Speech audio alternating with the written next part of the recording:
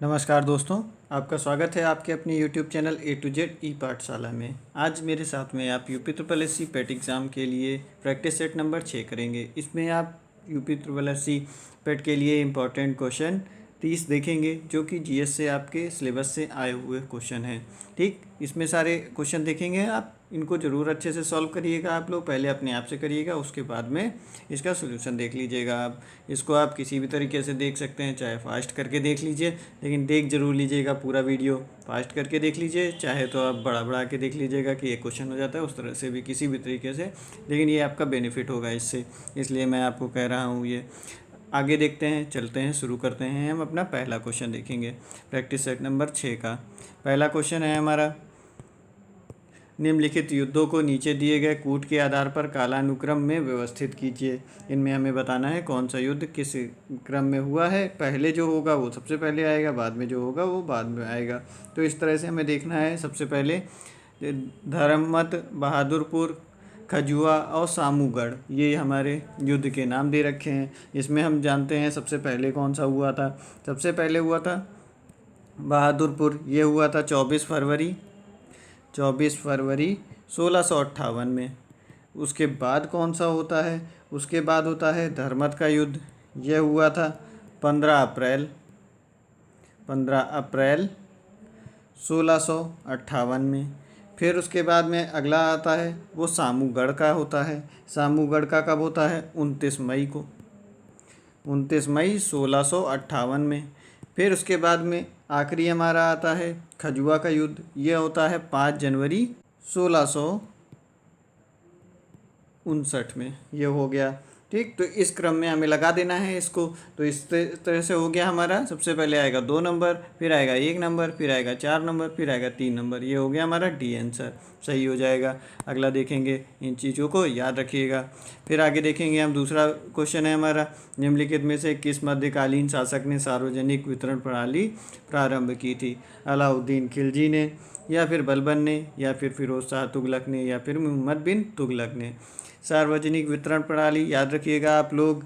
सबसे शुरू करने वाला शासक बलबन था। बलबन ने सार्वजनिक वितरण प्रणाली प्रारंभ की थी। मध्यकालीन शासक यही था। फिर उसके बाद अगला देखेंगे, भारतीय दर्शन की प्रारंभिक शाखा कौन है। ए ऑप्शन है सांख्य, मीमांसा, वैश्विक और चरवाक। इन चारों में से हमें बताना है कि भारतीय दर्शन की प्रारंभिक शाखा किसे कहते हैं। तो इसको याद रखेंगे आप लोग, सांख्य को भारतीय दर्शन की प्रारंभिक शाखा कहते हैं। जिनको अगर वीडियो पसंद आए तो इसको लाइक कर दीजिएगा, सब्सक्राइब कर लीजिएगा, कुछ लोगों को शेयर भी कर दीजिएगा वीडियो। ठीक, अब इसमें हम आपको एक चीज़ और बता दें, जिन्होंने वीडियो नहीं देख रखी है, इसकी सब वीडियो पड़ी हुई हैं, इनको देख लीजिएगा आप जाके। तो ये चीज़ें का आपका कॉन्सेप्ट एकदम क्लियर हो जाएगा। जो इंपॉर्टेंट चीज़ें पूछी जा रही हैं, ये सब चीज़ें मैंने उसमें बता रखी हैं।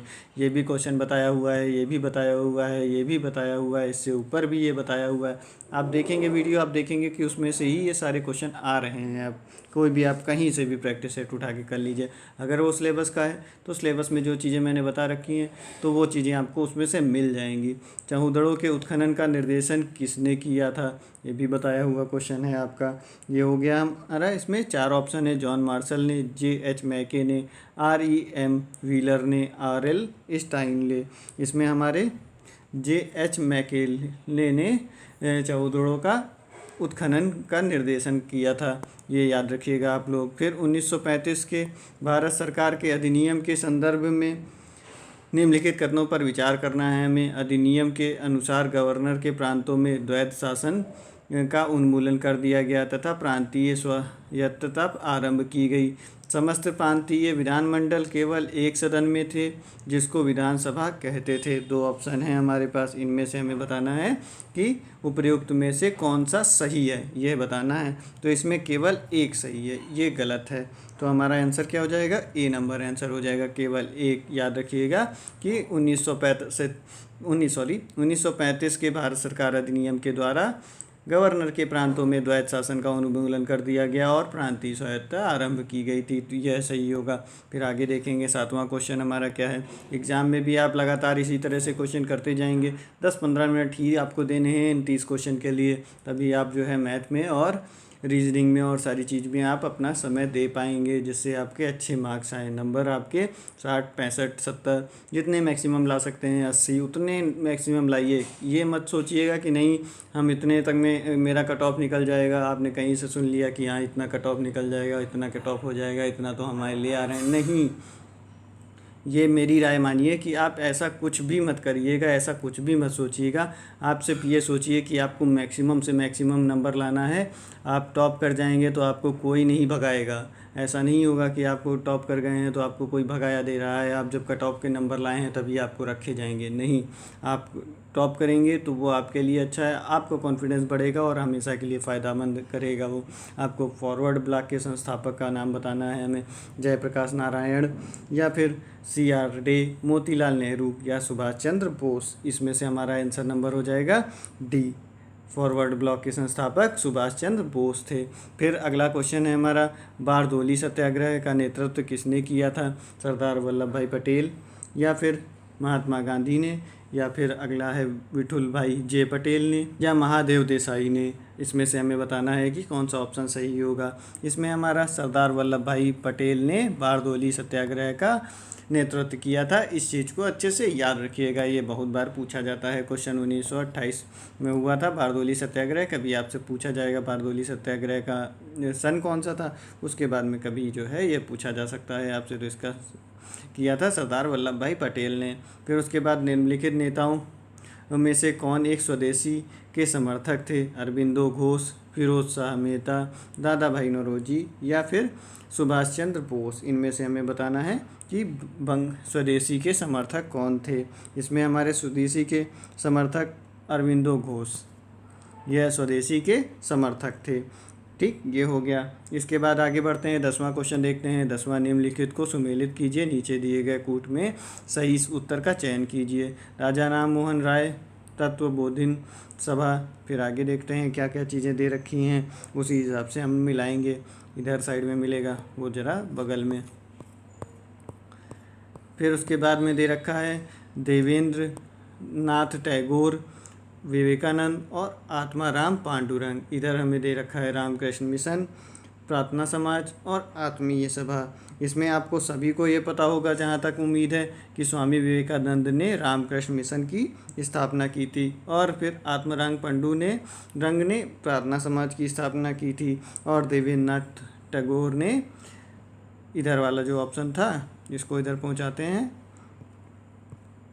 तत्वबोधिनी सभा। देखिए ये लिखा होगा यहाँ पे, हाँ तत्वबोधिनी सभा लिखा है, ये हो गया ये।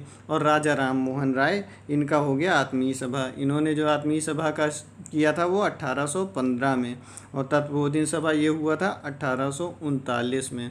फिर उसके बाद में इन दोनों का भी बता देते हैं आपको। हाँ, रामकृष्ण मिशन 1897 में इसकी स्थापना हुई और इसकी 1867 में इसकी स्थापना हुई। तो इसका आंसर हो जाएगा हमारा ए। दो, अरे एक बदल रहे हैं खाली और 3, 4 सामने सामने हैं। ये हो गया आपका आंसर। फिर देखते हैं 11वां अगला क्वेश्चन है, निम्नलिखित समुद्री धाराओं में से कौन हिंद महासागर की धारा नहीं है, ये बताना है हमें। गुलहास धारा या मोजाम्बिक धारा, दक्षिण हिंद महासागरीय धारा या बेंगुएला धारा। इनमें से हमारी जो बेंगुएला धारा है यह हिंद महासागर की धारा नहीं है। ठीक, ये नहीं है, तो यानी कि यही आंसर सही हो जाएगा हमारा, क्योंकि नहीं पूछा गया है। नहीं का भी ध्यान रखिएगा हमेशा। फिर उसके बाद में अगला देखेंगे, नहीं तो एक एक क्वेश्चन से बहुत सारे लोग रह जाते हैं, वो सिर्फ इसी वजह से कि एक गलती कर देते हैं। कभी गोला भरने में एक ही में भरेंगे और उसी में ही 4 जगह होती हैं, तो उसमें पता चला एक ही में 2 गोले भर दिए जल्दीबाजी में। तो ऐसा भी मत करिएगा, इसमें एक एक नंबर बहुत ज़्यादा कीमती है। ये चीज़ें आपको बाद में पता चलेंगी, अगर किसी का भी ज़रा सा भी रह जाता है कुछ आधे और चवन्नी नंबर से, ठीक, तो वैसा ना होने पाए। और देखेंगे अगला क्वेश्चन, फिर बताते हैं, निम्नलिखित में से कौन सा युग्म सही सुमेलित नहीं है, बताना है। घाना आकरा सही है, ये सुमेलित है।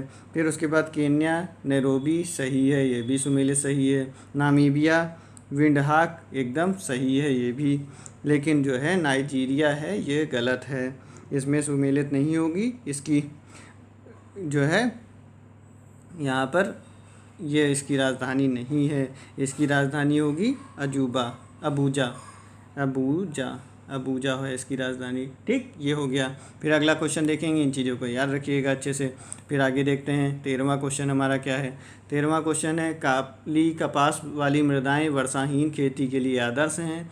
रीज़न, काली कपास वाली मृदाएं सूक्ष्म कणिक होती हैं। ठीक, तो इसमें हमें बताना है कि सही है कि गलत है कौन सा। देखिए, ये वर्षाहीन खेती के लिए आदर्श है, गलत है। लेकिन ये जो है काली कपास वाली मृदाएं सूक्ष्म कणिक होती हैं, ये सही है। तो इसका आंसर क्या हो जाएगा, ए गलत और बी आर सही है। तो ये हो गया हमारा डी ऑप्शन सही हो जाएगा इसका।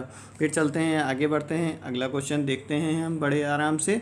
जिनका जिनका जो पसंद आ रही हो वीडियो तो इसको लाइक कर दीजिएगा, सब्सक्राइब कर लीजिएगा चैनल जिन्होंने नहीं किया है, और कुछ लोगों को फॉरवर्ड भी कर दीजिए, अपने कहीं किसी ग्रुप में शेयर कर दीजिए।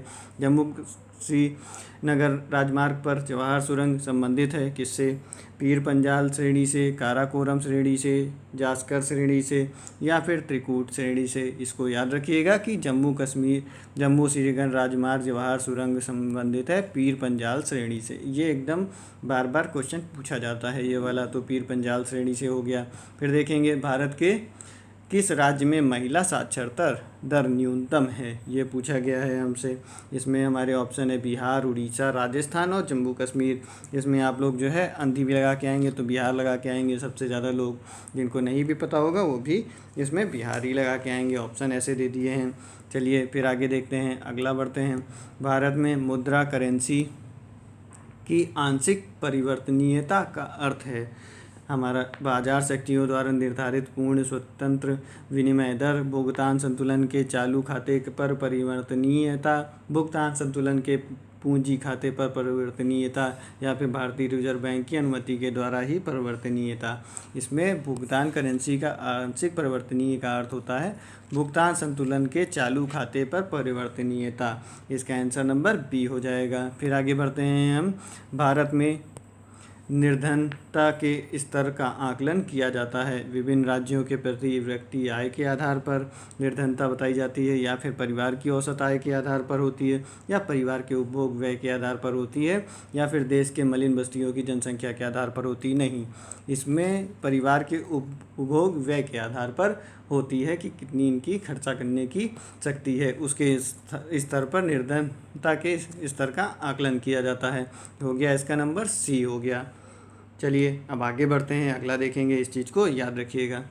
देखते हैं अगला क्वेश्चन, भारत में हरित क्रांति के प्रणेता कौन थे, जे.के. मेहता या फिर आर.के. मुखर्जी। सी ऑप्शन है M.S. स्वामीनाथन, डी ऑप्शन है उपरोक्त में से कोई नहीं। इसमें से आप याद रखिएगा कि सी M.S. स्वामीनाथन को भारत में हरित क्रांति के जनक कहा जाता है। ये हो गया आपका 18वां क्वेश्चन। फिर देखेंगे 19 क्वेश्चन। अगला क्वेश्चन है, नरसिम्हन समिति निम्नलिखित में से किस सुधार से संबंधित थी, ए उच्च शिक्षा सुधार, बी कर संचार सुधार, सी बैंकिंग संचार सुधार या फिर बैंकिंग संरचना सुधार डी नियोजन कार्यान्वयन में सुधार होता है। इनमें से हमें बताना है। नरसिम्हन समिति बहुत बार पूछा गया है, बैंकिंग संरचना में सुधार के लिए जानी जाती है नरसिम्हन समिति। ठीक, ये इसको याद रखिएगा अच्छे से, ये बहुत बार क्वेश्चन ये वाला पूछा भी जाता है। राजकोषीय नीति का विनिधान है पूंजी निर्माण, बेरोजगारी, घाटे की बचत नीति या फिर घाटे की बचत नीति, या फिर उपयुक्त में से कोई नहीं। इनमें राजकीय कोषीय नीति का विनिधान होता है घाटे की बजट नीति। इसका आंसर सी सही हो जाएगा, इसको भी याद रखिएगा। 21 देखते हैं, अक्टूबर 1959 में पंचायती राज भारत में सर्वप्रथम आरंभ किया गया कहाँ पर, राजस्थान में, तमिलनाडु में, केरल में या फिर कर्नाटक में। इसमें आंसर नंबर हमारा होगा ए राजस्थान में। ये बहुत बार ये भी क्वेश्चन पूछा जाता है। नागौर ज़िले में किया गया था 2 अक्टूबर को। ठीक, ये हो गया आपका। फिर आगे देखेंगे 22वां क्वेश्चन हमारा। 22वां क्वेश्चन है, राष्ट्रपति लोकसभा को कब भंग कर सकता है, भारत के प्रधान न्यायाधीश की अनुशंसा पर, लोकसभा की अनुशंसा पर, केंद्रीय मंत्रिमंडल की अनुशंसा पर या फिर राज्यसभा की अनुशंसा पे। इन्हें में हमें बताना है कि ये लोकसभा कब भंग कर सकता है। इनमें आंसर नंबर सी हो जाएगा, केंद्रीय मंत्रिमंडल की अनुशंसा पर राष्ट्रपति लोकसभा को भंग कर सकता है। इसे अच्छे से याद रखिएगा। पॉलिटी के क्वेश्चन जो हैं वो हम आपको और भी टॉपिक वाइज करा रहे हैं। जो भी इन वीडियो को देख रहे हैं उन वीडियो को भी ज़रूर देख लें। जिन्होंने टॉपिक अगर नहीं पढ़ा है वो भी देख लें, और जिन्होंने पढ़ रखा है वो भी देख लें। उसके अलावा बाहर से कोई भी देखिएगा क्वेश्चन नहीं मिलेगा आपको, उसमें से ही सारे क्वेश्चन मिल जाएंगे। फिर अगला 23वां क्वेश्चन है, संघीय संविधान की सामान्य विशेषताओं की सूची नीचे दी गई है एवं अंत में दिए गए कूट की सहायता से उन विशेषताओं का चयन कीजिए। सूची है हमारी लिखित एवं दुष्परिवर्तनशील संविधान के अन्य केंद्र, यहाँ होगा केंद्र, और संघारित इकाइयों के मध्य शक्तिशालियों का बंटवारा। फिर उसके बाद तीसरा, विधायिका और कार्यपालिका के मध्य शक्ति पृथक्करण, द्विसदनीय राष्ट्रीय विधानमंडल। इनमें से हमें बताना है, कूट की सहायता से विशेषताओं का चयन करना है कि कौन कौन सी हमारी विशेषताएं हैं सामान्य। ये भी चीज़ें आपको बता रखी है हमने कि इसमें से क्या होगा आपका। इसमें हमारा होगा ये सही है, और फिर उसके बाद ये सही है, इसके बाद ये सही है। ये हो गया आपका, ये 3 सही हो गए। तो ये सब ऑप्शन नंबर होगा सी ऑप्शन हो जाएगा। ठीक, चलिए अब आगे देखते हैं हम अगला क्वेश्चन। 24 नंबर, निम्नलिखित में से किन अनुच्छेदों को राष्ट्रीय आपातकाल के दौरान निलंबित नहीं किया जा सकता? अनुच्छेद 14 और 15 को, अनुच्छेद 19 और 20 को, अनुच्छेद 21 या 22 को, अनुच्छेद 20 और 21 को। आपातकाल के दौरान 20 और 21 को निलंबित नहीं किया जा सकता है। ये चीज़ें हमने आपको बता रखी हैं, उनमें से पढ़ लीजिएगा। मौलिक अधिकार के क्वेश्चन बताए हुए हैं, उनमें आप देखेंगे मिल जाएगा। फिर आगे देखेंगे, भारत के संविधान में उद्देशिका का विचार लिया गया है इटली के संविधान से, कनाडा के संविधान से, फ्रांस के संविधान से, या फिर यूएसए के संविधान से। ये हमने लिया है यूएसए के संविधान से। कौन से देश से क्या संविधान में लिया गया है, क्या चीज़ हमने ली है, वो चीज़ आपको पता चल जाएगा। वो भी एक वीडियो पड़ी हुई है ट्रिक से। थायमीन है, विटामिन सी, विटामिन B2, या फिर विटामिन B6, या फिर विटामिन B1। इसमें थायमीन होता है हमारा, विटामिन B1 को थायमीन कहते हैं। B2 होता है राइबोफ्लेविन होता है, और B6 पायरिडॉक्सिन होता है। ठीक, ये हो गया। विटामिन सी के बारे में जानते ही होंगे ज़्यादातर सभी लोग, एस्कॉर्बिक अम्ल होता है। ये चीज़ें हो गई। फिर आगे बढ़ेंगे हम, अपने 4 क्वेश्चन और बचे हैं, उनको भी देख लेते हैं जल्दी जल्दी। 27 नंबर देखते हैं। 27 क्वेश्चन है, निम्न में से कौन सा कोशिकांग अनुवांशिकी अभियांत्रिकी से संबंधित है? लाइसोसोम, माइक्रोकाइंडिया, या फिर प्लाज्मिड, या प्लाज्मिड हमारा ये हो जाएगा, सी आंसर सही होगा। ठीक, फिर उसके बाद में 28 देखते हैं। 28वां जो है उसमें क्या है, जर्मन सिल्वर, इनको मैच कराना है। German silver, solder, bleaching powder और हाइपो, इनमें से हमें मैच कराना है किससे कौन सा मिल रहा है। तो हमारा जर्मन सिल्वर में निकेल होता है, उसके बाद सोल्डर में टिन होता है। फिर उसके बाद ब्लीचिंग पाउडर में हमारा क्लोरीन होता है। हाइपो में सोडियम होता है। इसका आंसर हो जाएगा हमारा, देखते हैं, ये हो गया, हाँ डी ऑप्शन हो जाएगा। इन चीज़ों को याद रखिएगा आप लोग अच्छे से। फिर देखते हैं 29वां क्वेश्चन, मिट्टी के घड़े में निम्न में से किस क्रिया के कारण जल ठंडा रहता है? ये हमें बताना है। 4 हमारी क्रियाएं बता दी, द्रवण, वाष्पीकरण, ऊर्ध्वपातन, या फिर उपयुक्त में से कोई नहीं। इसमें हमारा हो जाएगा, याद रखिएगा, घड़े में पानी ठंडा वाष्पीकरण के कारण होता है। आखिरी क्वेश्चन है हमारा 30वां, निम्नलिखित सिद्धांत पर रॉकेट कार्य करता है? किस पर? अवोगाद्रो, या फिर ऊर्जा संरक्षण, संवेग संरक्षण, या बर्नौली सिद्धांत। इसमें बताना है संवेग संरक्षण पर कार्य करता है। जितने लोग भी टेलीग्राम ग्रुप पे ज्वाइन नहीं किए हुए हैं, रोज़ टेलीग्राम ग्रुप पर शाम को क्विज होता है। 8 बजे आपका इंग्लिश का और 9 बजे आपका जीएस का होता है। तो आप टेलीग्राम ग्रुप को ज़रूर ज्वाइन कर लीजिए। इसमें लिंक भी डिस्क्रिप्शन में दे रखा है चैनल का, उसमें आप देखेंगे तो एक लिंक दे रखा होगा ग्रुप का, उसको ज्वाइन कर लीजिएगा। चैनल भी ज्वाइन कर लीजिए, ग्रुप भी ज्वाइन कर लीजिए, तो आप ग्रुप पे कर लेंगे आप। उसमें डेली जीके भी डाली आती है, वो भी आप पढ़ सकते हैं, और साथ में उस ग्रुप में आपको क्विज़ भी होते रहेंगे, जो भी आप दे सकते हैं क्विज़। ठीक, तो ये हो गया आपका आज के 30 क्वेश्चन। मिलेंगे अगले वीडियो में, जब तक बढ़िया से पढ़ते रहिए, आपका जिसमें अच्छे से एग्ज़ाम निकल जाए। जिन्होंने सब्सक्राइब नहीं किया है, चैनल को सब्सक्राइब कर लीजिए, और कुछ लोगों को शेयर भी कर दीजिए। नमस्कार, धन्यवाद।